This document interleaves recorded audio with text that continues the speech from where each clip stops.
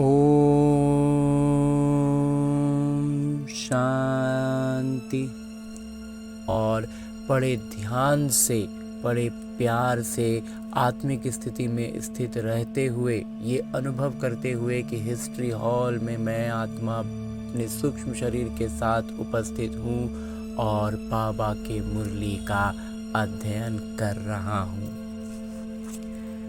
जिस मुरली में बाबा कहते हैं, मीठे बच्चे, तुम आत्माओं का स्वधर्म शांति है, तुम्हारा देश शांति धाम है, तुम आत्मा शांत स्वरूप हो, इसलिए तुम शांति मांग नहीं सकते। अंजी बाबा, शांति तो हमारा स्वधर्म है। आगे प्रश्न रूप में बाबा कहते हैं, तुम्हारा योग बल कौन सी कमाल करता है? हम योग बल हमारा मजबूत होता जाएगा, बढ़ता जाएगा तो क्या कमाल होगा? उत्तर बतलाते हैं मेरे बाबा, योग बल से तुम सारी दुनिया को पवित्र बनाते हो।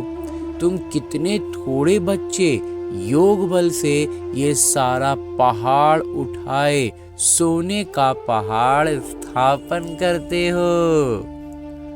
5 तत्व सतो प्रधान हो जाते हैं, अच्छा फल देते हैं। सतो प्रधान तत्वों से ये शरीर भी सतो प्रधान होते हैं। वहाँ के फल भी बहुत बड़े स्वादिष्ट होते हैं, बहुत स्वादिष्ट होंगे, बड़े मीठे फल होंगे। ओम शांति। जब ओम शांति कहा जाता है तो बहुत खुशी होनी चाहिए, क्योंकि वास्तव में आत्मा है ही शांत स्वरूप, उसका स्वधर्म ही शांत है। इस पर सन्यासी भी कहते हैं, शांति का तो तुम्हारे गले में हार पड़ा है, शांति को बाहर कहाँ ढूंढते हो? आत्मा स्वतः शांत स्वरूप है, इस शरीर में किरदार निभाने आना पड़ता है। आत्मा सदा शांत रहे तो कर्म कैसे करेगी? कर्म तो करना ही है। हाँ, शांति धाम में आत्माएं शांत रहती हैं, वहाँ शरीर है नहीं। ये कोई भी सन्यासी आदि नहीं समझते कि हम आत्मा है, शांति धाम में रहने वाली हैं।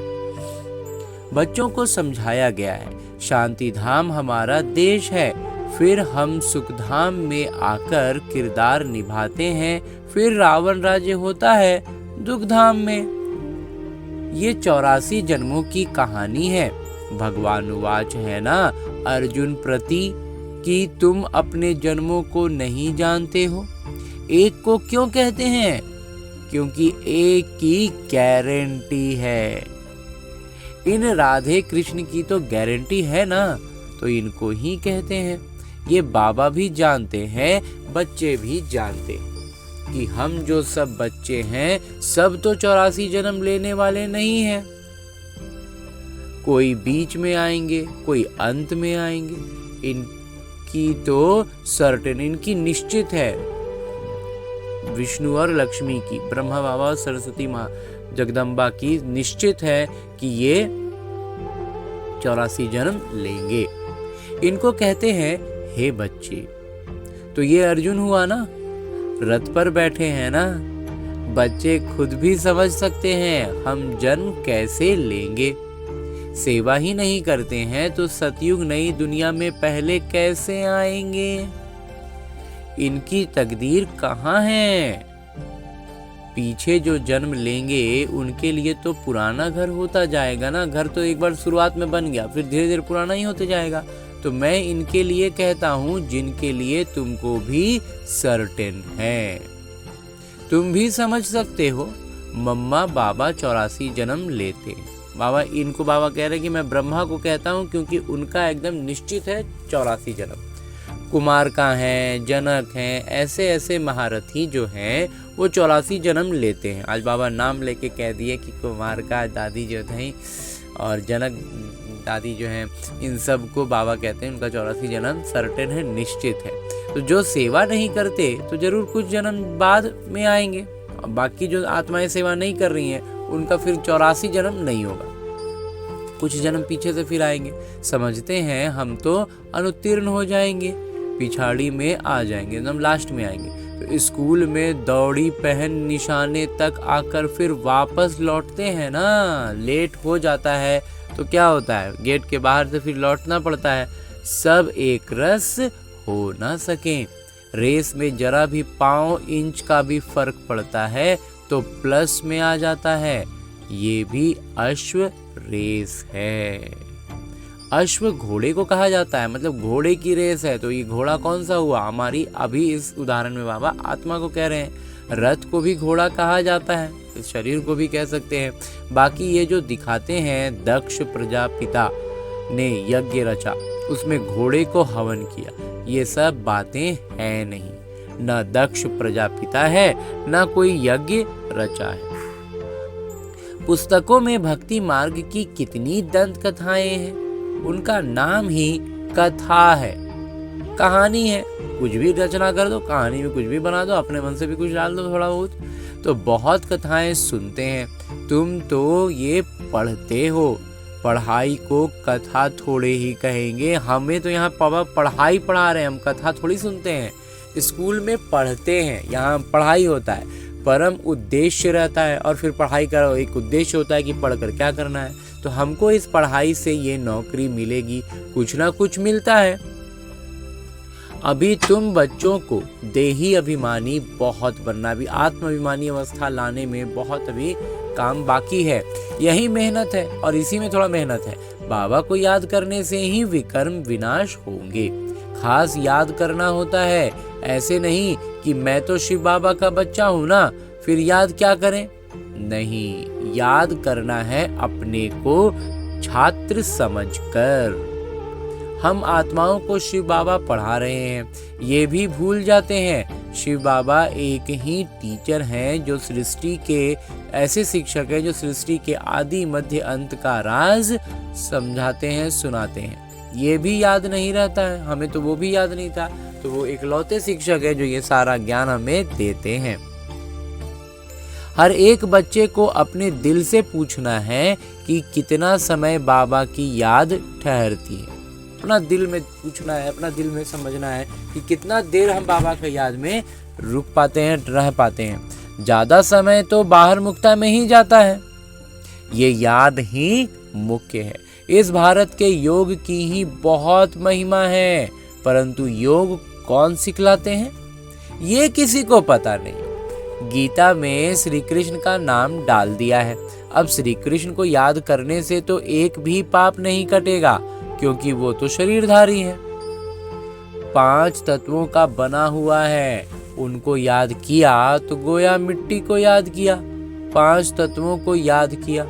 शिव बाबा तो अशरीरी हैं, इसलिए कहते हैं अशरीरी बनो, मुझ पिता को याद करो। कहते भी हो हे पतित पावन, तो वो तो एक हुए ना। युक्ति से पूछना चाहिए, गीता का भगवान कौन? भगवान रचयिता तो एक होते हैं। अगर मनुष्य अपने को भगवान कहलाते भी हैं तो ऐसे कभी नहीं कहेंगे कि तुम सब हमारे बच्चे हो। या तो कहेंगे तत्त्वम, या कहेंगे ईश्वर सर्वव्यापी है। हम भी भगवान, तुम भी भगवान, सब में भगवान है। जिधर देखता हूँ तू ही तू है, पत्थर में भी तू, ऐसे कह देते पूरा धुन में आ जाते हैं, सब जगह भगवान है। तुम हमारे बच्चे हो ये कह नहीं सकते, ये तो बाबा ही कहते हैं, हे मेरे लाडले रूहानी बच्चों। ऐसे और कोई कह ना सके। मुसलमान को अगर कोई कहे मेरे लाडले बच्चों तो थप्पड़ मार दें, ये एक ही पारलौकिक पिता कह सकते हैं, और कोई सृष्टि के आदि मध्य अंत का ज्ञान दे न सके। 84 के सीढ़ी का राज कोई समझा न सके सिवाय निराकार बाबा के। उनका असली नाम ही है शिव। ये तो मनुष्यों ने अथाह नाम रख दिए हैं। अनेक भाषाएं हैं तो अपनी अपनी भाषा में नाम रख देते हैं। जैसे बॉम्बे में बबूलनाथ कहते हैं, परंतु वो अर्थ थोड़े ही समझते। तुम समझते हो कांटों को फूल बनाने वाले हैं, इसलिए नाम बबूलनाथ रखा गया। भारत में शिव बाबा के हजारों नाम होंगे, अर्थ कुछ नहीं जानते। बाबा बच्चों को ही समझाते हैं, उसमें भी माताओं को बाबा ज्यादा आगे करते हैं। आजकल फीमेल्स का मान भी है, क्योंकि बाबा आए हैं ना। अब वर्तमान समय में धीरे धीरे फीमेल्स का भी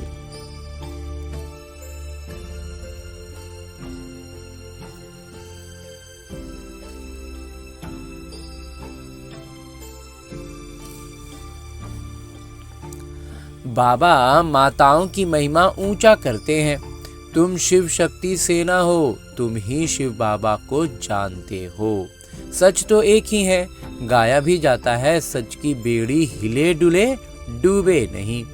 तो तुम सच्चे हो, नई दुनिया की स्थापना कर रहे हो।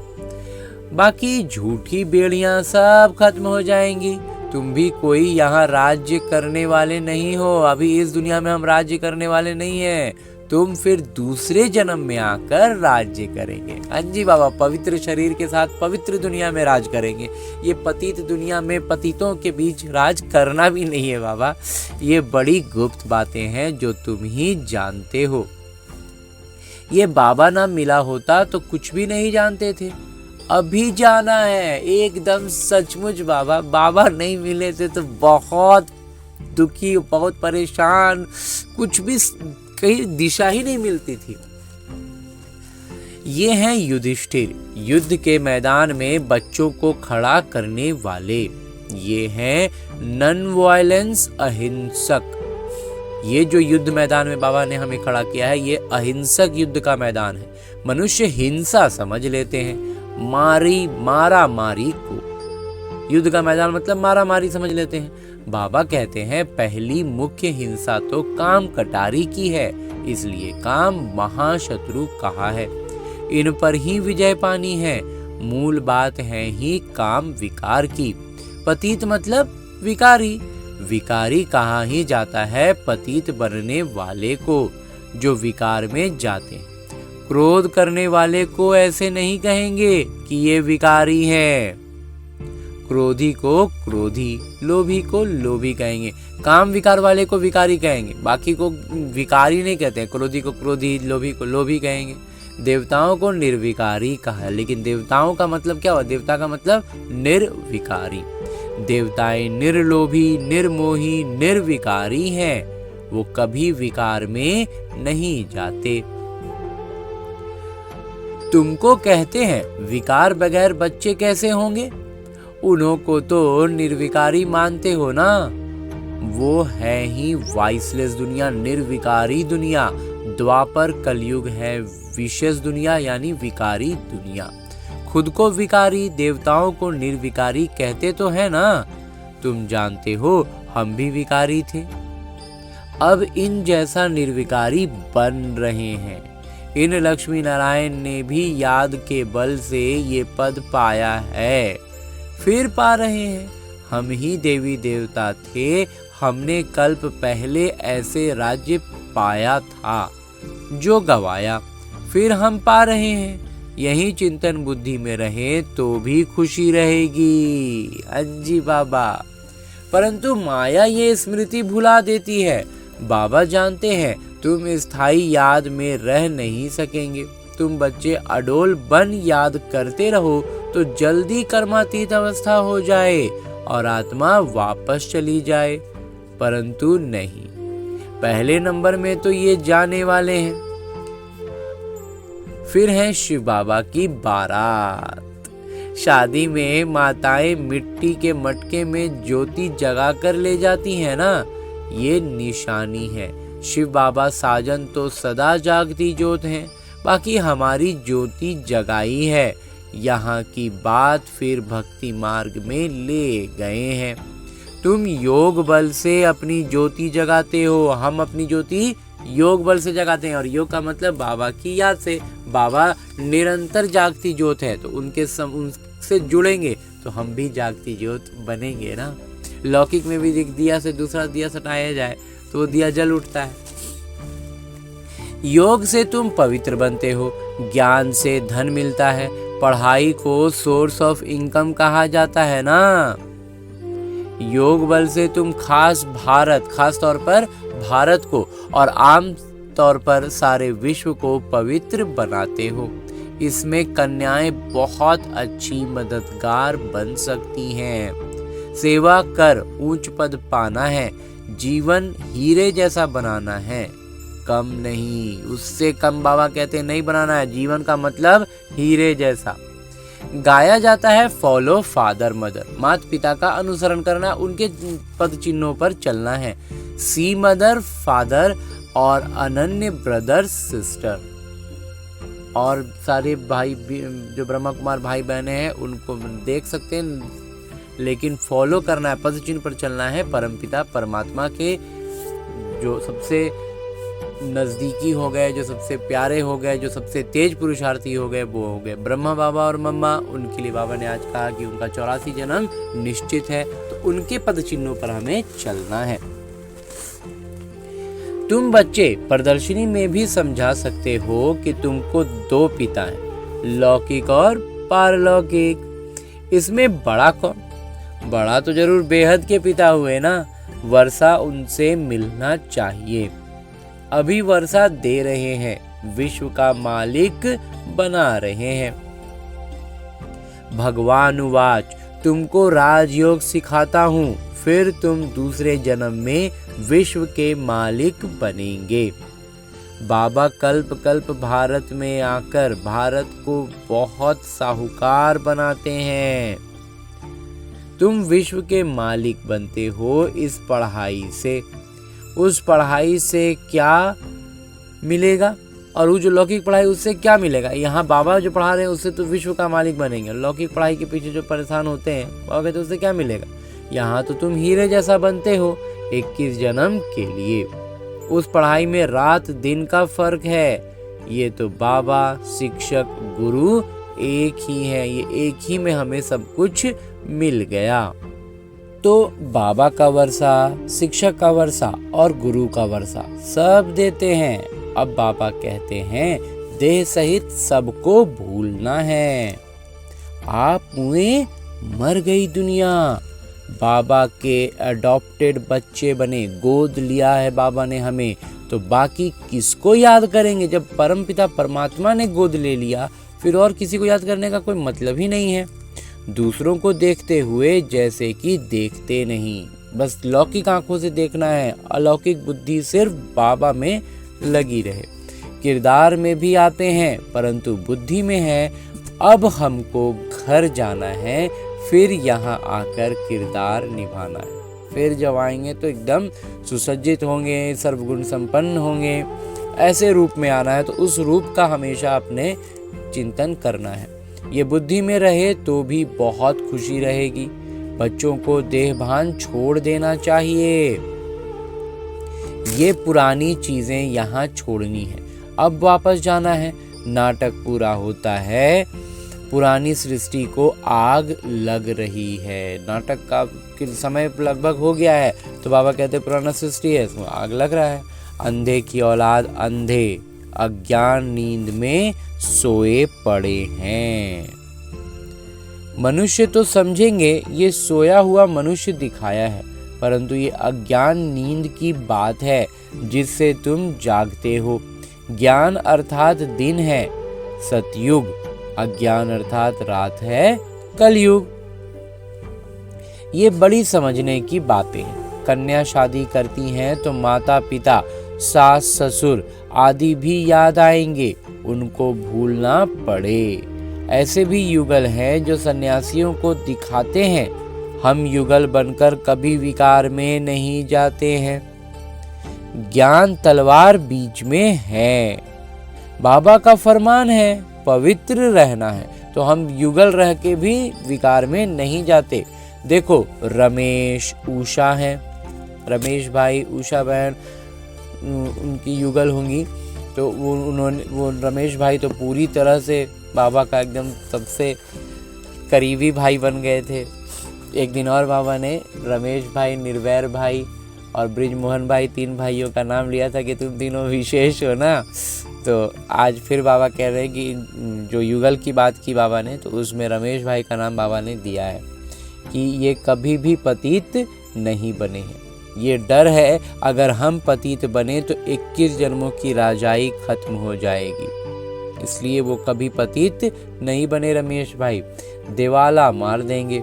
ऐसे कोई फेल हो पड़ते, लेकिन कोई क्या होते हैं, गिर पड़ते हैं, फेल हो जाते हैं। गंधर्वी विवाह का नाम तो है ना, तुम जानते हो पवित्र रहने से पद बहुत ऊंचा मिलेगा। 1 जन्म के लिए पवित्र बनना है, बस करना क्या है, 1 जन्म पवित्र रहना है। योग बल से कर्मेंद्रियों पर भी नियंत्रण आ जाता है। योग अवस्था में आएंगे ना तो फिर कर्मेंद्रियां स्वाभाविक तौर पर बिल्कुल आदेशानुसार चलने लगती है, फिर वो अपने से वो हमें परेशान करे ऐसा नहीं होता है। योग बल से तुम सारी दुनिया को पवित्र बनाते हो, और जब फिर हम खुद पर नियंत्रण करने लग जाते हैं तो हम आगे उसका विस्तार होने लगता है, हमारा चारों तरफ वैसा प्रकंपन फैलने लगता है। तो तुम कितने थोड़े बच्चे योग बल से ये सारा पहाड़ उड़ाए सोने का पहाड़ स्थापन करते हो। ये विकारी पहाड़ जो इतना विशाल दुनिया में फैल गया है, जम गया है, इसको हम अपने बहुत थोड़े से बच्चे बाबा कहते हैं अपने योग बल से इसको उखाड़ फेंकेंगे और स्वर्ण के सोने के पहाड़ों को स्थापित करेंगे। मनुष्य थोड़े ही समझते हैं, लेकिन इन बातों को साधारण मनुष्य नहीं समझ पाएगा। वो तो गोवर्धन पर्वत पिछाड़ी परिक्रमा देते रहते हैं, गोवर्धन पर्वत के पीछे घूमते रहते हैं। ये तो बाबा ही आकर सारी दुनिया को गोल्डन एज बनाते हैं, पूरी दुनिया को स्वर्णिम बना देते हैं मेरे बाबा।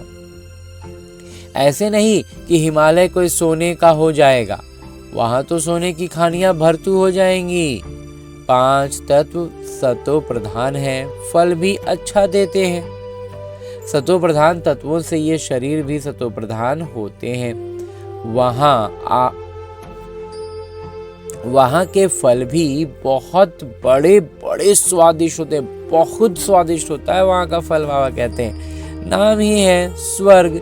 तो अपने को आत्मा समझ बाबा को याद करने से ही विकर्म विनाश होंगे, विकार छूटेंगे।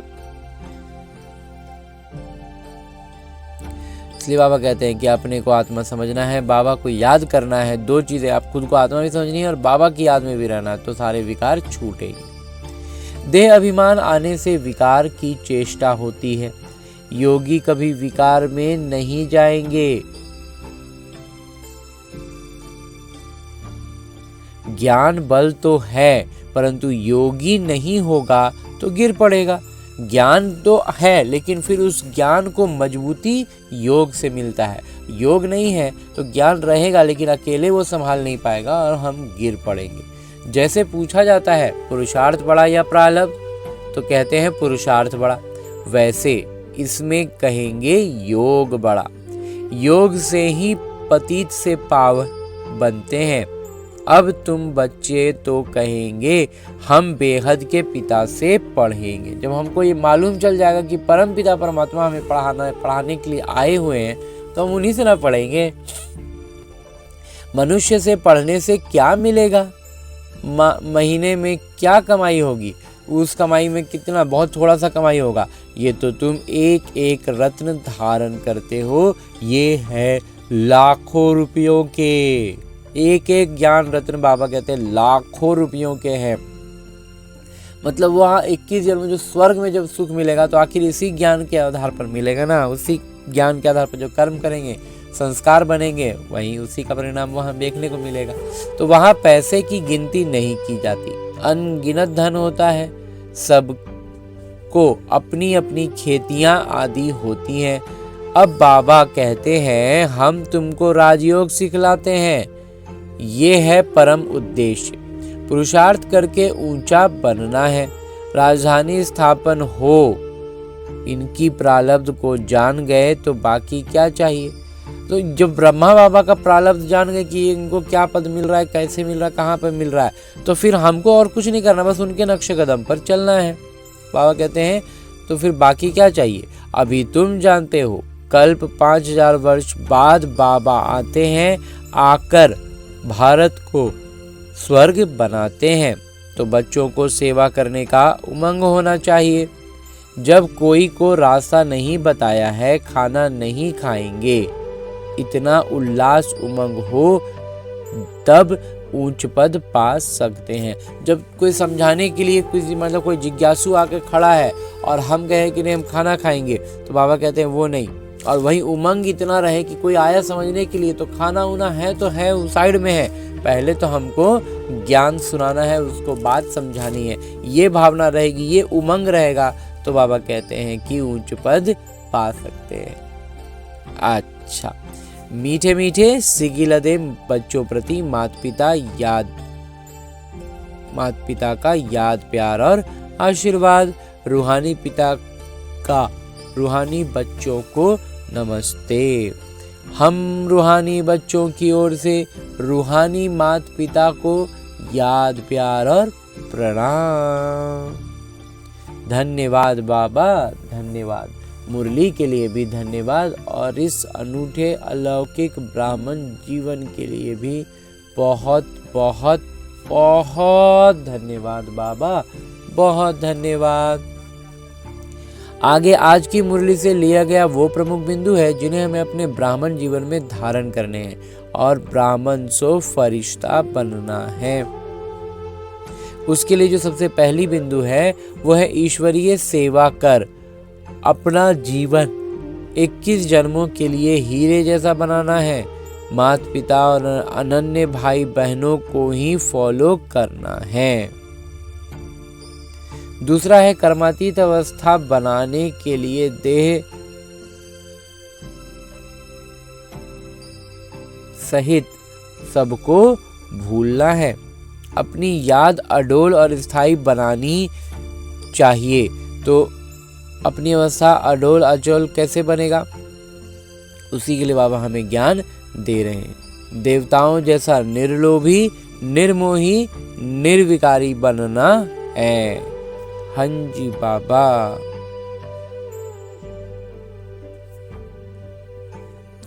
और आगे मेरे बाबा वरदान दे रहे हैं। वरदान देते हुए मेरे बाबा कहते हैं, तड़पती हुई आत्माओं को एक क्षण में गति सदगति देने वाले दाता भव। हाँ जी बाबा, बाबा बहुत श्रेष्ठ वरदान आज हमें दे रहे हैं और मैं आत्मा इस वरदान से एकदम सुजाग हो गया हूं कि मैं वो आत्मा का बाबा वरदान दिए हैं जो तड़पती हुई आत्माओं को एक क्षण में उनकी गति को सदगति में बदल दें।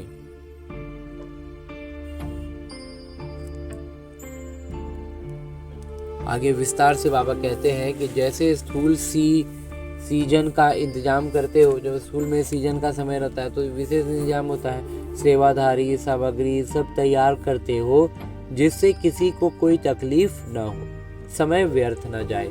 ऐसे ही अब सर्व आत्माओं की गति सदगति करने की अंतिम सीजन आने वाली है। बाबा कहते हैं अंतिम सीजन आने वाला है लोगों का गति सदगति करने के लिए।